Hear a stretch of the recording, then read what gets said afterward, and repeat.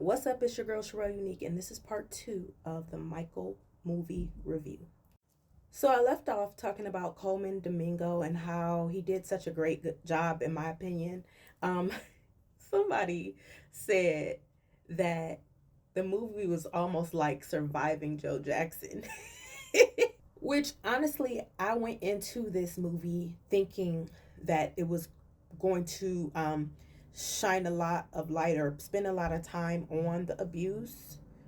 Um, they didn't spend a whole lot of time on the abuse. The other thing I thought was they'll probably focus more on the music and performances, music videos. And I would say that this movie was almost narrated by the music. Now, of course, it only went up to the Bad album. It did not go further.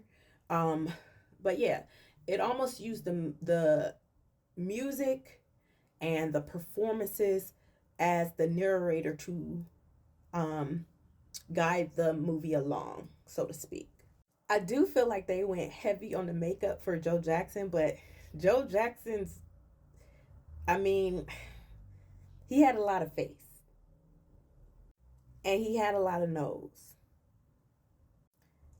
And you could tell that he actually wore makeup himself, so I give it a pass. Plus, they had to get the Michael Jackson nose situation to be shown as well, like how it, I was gonna say progressed, digressed, how it went from a larger nose to a smaller nose to an even tinier pointed upward nose. They did really good with that though, by the way. I wanted to like jump in the screen a couple times. Like, you know, when you see certain parts of the movie and you already know what's about to happen, you know it's about to go like terribly wrong, don't you just want to jump in the movie and be like, yo, stop?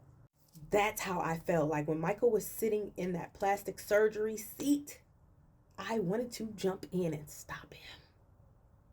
I wanted to stop him. You know, Michael Jackson was fine. He was fine. And he was still fine after the first nose job. After that, though, I don't know what to say. It got scary. Outside of that, though, the costumes, the makeup, all of that was really great. Another moment where I wanted to just jump in the screen and stop life from happening or disaster from striking was that Pepsi commercial. I wanted so badly to keep that from happening to him. And I felt like the movie put a lot of focus and emphasis on that moment in Michael's life. I mean, obviously, having burns to your scalp and head, that's a pivotal moment in your life, a life changing moment. I wonder if he had any brain damage from that. Um, you know, you think about something like that, but when you watch it, if you have empathy, you really like empathize with what he may have been going through, the intense amount of pain that he endured during that moment. It's just eye opening.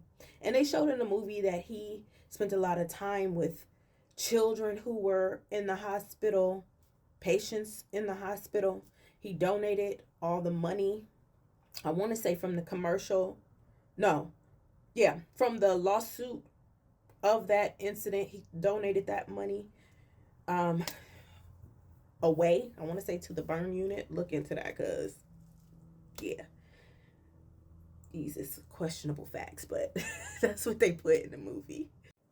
And this is just my own analysis, but watching that Pepsi commercial and seeing what happened to him and seeing him go um, and do what he did not want to do, be bullied again by his father, seeing that incident occur and it being his father's fault almost was like a whole nother beating, like the most intense of the beating. So it's like a beating in the spiritual realm. I don't know how to explain it. It's just where my mind went. Like he's following this man along, and every single time he does, he is hurt physically, psychologically.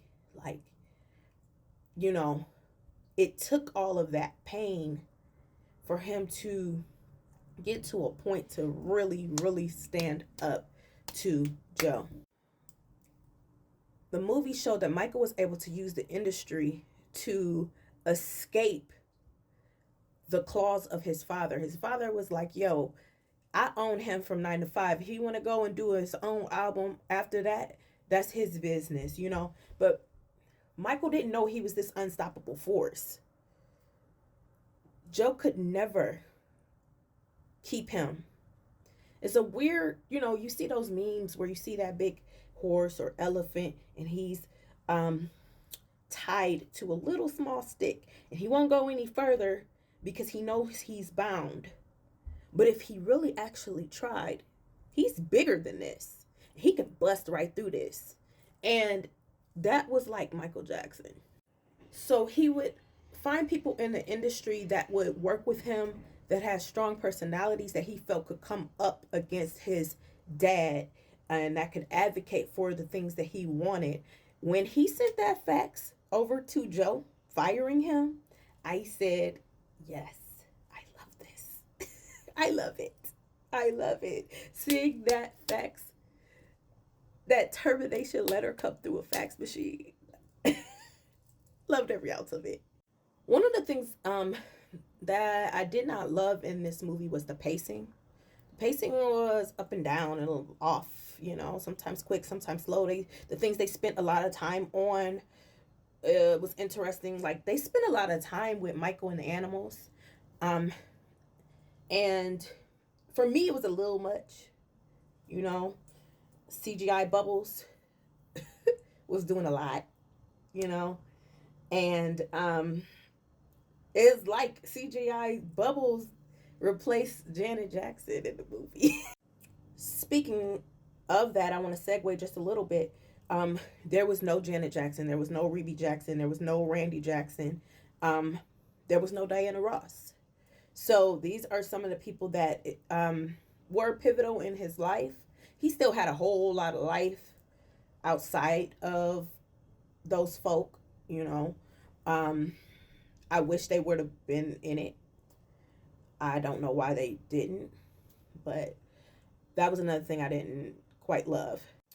One thing in the movie that we saw a lot was him spending time at the house. Like, I don't know if this really happened, but it seemed like he stayed at the house way longer than I would have thought, which, you know, when you think of the abuse that he went through, it makes sense. But when you think of how much money he made and how big of a star, to stay in the family home for so long, crazy. But it was cool to watch from a movie perspective. Back to the pacing, they spent a little too long on the gang member scene. I felt like that was like kind of, like I said, too lengthy, too much time spent on it. Also, when it comes to, I guess, pacing, you didn't really see much variation in Joe. Like, you didn't see the warm moments. Like, I later learned that Michael Jackson got his love for animals through his dad. His dad loved animals. Obviously, Joe was the one who taught him to be the performer that he became in some ways. He started it, let's say that. So they spent way too much time on some things, not enough time on other things. I did like the transitions in the movie. Those were dope. Yeah, those were really cool. The movie kind of felt like one long music video almost. It was a lot of big, intense moments that captured your attention and kept you captivated. And so I thought that was cool. All right, I'm running out of time. So check out part 3 of my review of Michael. This is part 2. I'm out. This is Sherelle Unique.